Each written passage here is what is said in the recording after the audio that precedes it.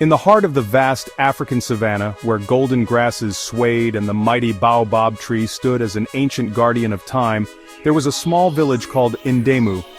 Life in Ndemu was simple, yet rich with tradition, community, and respect for the land. Among the villagers lived a young boy named Kofi, whose heart was as big as the great Baobab itself. Kofi lived with his grandmother Mama Jua, a wise woman who often told stories beneath the shade of the Baobab tree. Though they did not have much, Kofi never hesitated to share the little they had with those in need. Mama Hua always said, "A heart that gives is a heart that never lacks." One day, a severe drought struck Ndemu. The river that once flowed with abundance had dried up, and the crops wilted under the relentless sun. The villagers grew desperate, their water supplies dwindling. Despite his own thirst, Kofi noticed an old man, frail and weary, struggling to walk under the scorching sun. Without thinking twice, he took his last gourd of water and offered it to the man.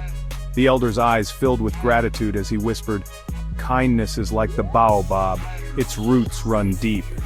Word of Kofi's generosity spread through the village, and soon, others began to help one another. Families shared food, collected firewood together, and comforted each other during the harsh days. Even the village chief, Chief Amari, took notice of Kofi's selflessness and invited him to speak at the village gathering.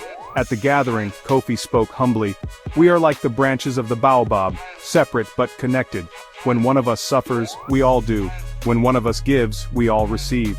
His words touched the hearts of the villagers, inspiring them to unite and search for a solution. That night, Mama Hua shared a story about a hidden well deep within the forest, said to have been blessed by their ancestors. The villagers, filled with hope, decided to search for it together. Guided by the stars and the wisdom of the elders, they ventured into the dense woods. After hours of searching, Kofi noticed birds circling in the distance.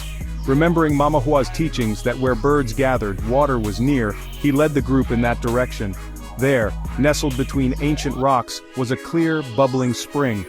Cheers erupted as the villagers rejoiced. They took turns filling their gourds, and when they returned to Ndemu, they ensured that every family received their share.